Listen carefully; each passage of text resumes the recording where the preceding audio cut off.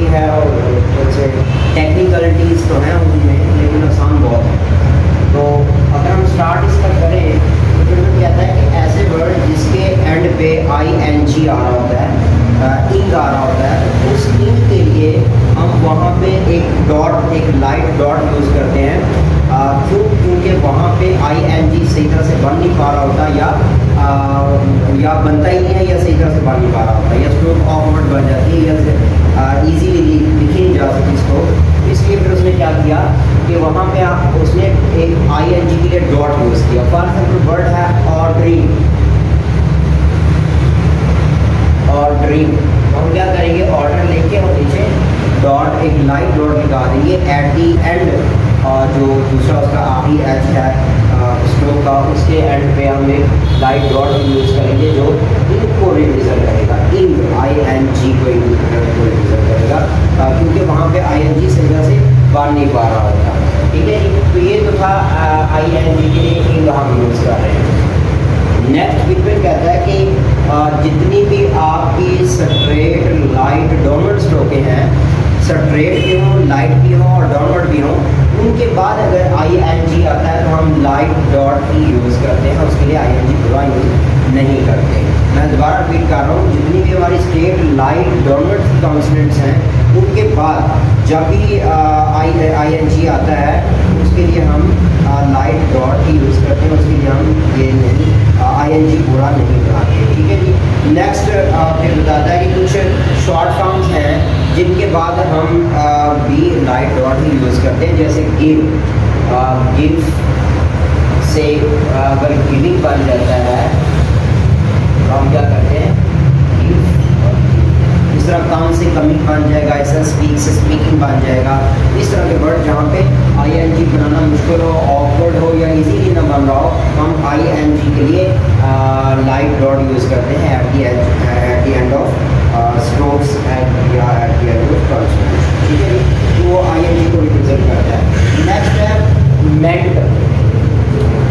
मेंट के लिए हमने एक फार्मूला पढ़ा कि जहाँ पे मेंट आता है, MENT आता है, जैसे डिपार्टमेंट है, तो हम क्या करते हैं उसी के साथ ही M को आप करके M की रूल लगा देते हैं, बनना भी यही जाना ऐसी चाहिए, तो ये मेंट को रिप्रेजेंट करता है। तो यहाँ पे फिर मैंने बताया कि जहाँ पे मेंट ये ना बन सकता हो, यानी M को आप करके M के ऊपर ना लग सकती हो, तो हम पे क्या करेंगे, हम N को हाफ कर देंगे, ज्वाइन M को N को हाफ करेंगे तो मेंट को रिप्रेजेंट करेगा, जहाँ पे मेंट दूसरा ना बन सकता। जैसे वर्ड है अनाउंसमेंट,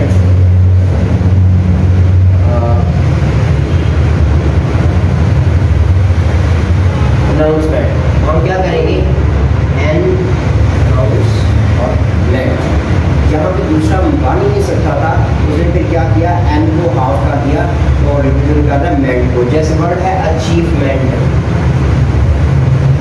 ये आपका अचीवमेंट है। इस तरह के वर्ड जहाँ पे दूसरा मेंट M को हाफ करके N के ऊपर वाला ना बन सकता हो, हम क्या करते हैं N को हाफ कर देंगे, वो मेंट को रिप्रेजेंट करेगा। ठीक है जी। नेक्स्ट जो आपका टॉपिक है वो है मेंटल, मेंटली और मेंटेलिटी। लेकिन ये वर्ड ये आप सुफिक्स के तौर पे आते हैं, किसी वर्ड की एंडिंग में ये आ रहे हैं, तो हम फिर क्या करते हैं, हम मेंट को डिसऑर्डर करते हैं। मेंट को हमने जो मेंट ज्वाइन करके मेंट के लिए क्या था, डिपार्टमेंट का बड़ा, वहाँ पे हम मेंट को डिसऑर्डर कर देते हैं, वो मेंटल, मेंटली, मेंटेलिटी को रिप्रेजेंट करेगा। फॉर एग्जाम्पल एक मैं वर्ड देता हूँ सेंटीमेंट, सेंटीमेंट अगर होगा तो ये होगा सेंटीमेंट ज्वाइन, अगर सेंटीमेंटल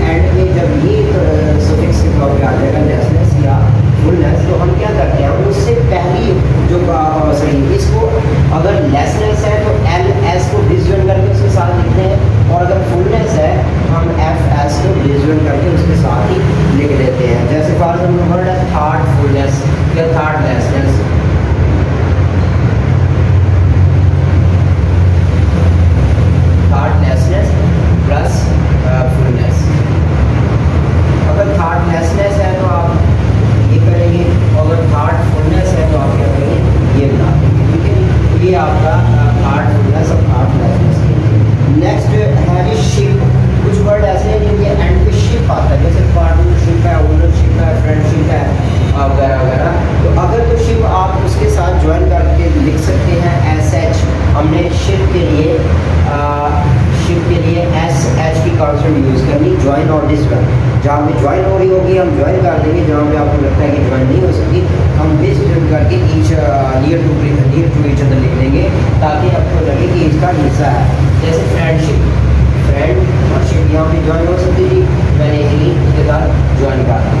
अगर पार्टनरशिप है, पार्टनर और शिप, ठीक है, या ओनरशिप, ठीक है, या मेंबरशिप वगैरह वगैरह, तो इस तरह के वर्डों में शिप को लिए हम SH की कॉन्सेप्ट यूज़ करेंगे जब वो उसके वर्ड का हिस्सा होगा, ठीक है। शिप अगर अकेला शिप होगा, जैसे जहाज़ हम कहते हैं हमारा खुदाई जहाज़, तो वो शिप फिर आपका पूरी स्लो आएगी, हम उसको इस तरह के फार्मूले में लिखेंगे, ठीक है जी। नेक्स्ट है कुछ वर्ड ऐसे हैं जिनके एंड पे या सुफिक्स के तौर पे लिटी आता है प्लस रेडी आता है, लिटी और रेडी। कुछ वर्ड ऐसे जिनके एंड पे वाले हिस्से में लिटी या प्लस रेडी आ रहा होता है, तो रेडी और लिटी से ऐसे वर्ड जिसके सुफिक्स में ये आ रहे होंगे, फिर आप देखेंगे उससे पहली जो कॉन्सेप्ट होगी उसको विजुअल का। फॉर एग्जाम्पल अगर पॉसी लिटी की बात करें तो वर्ड है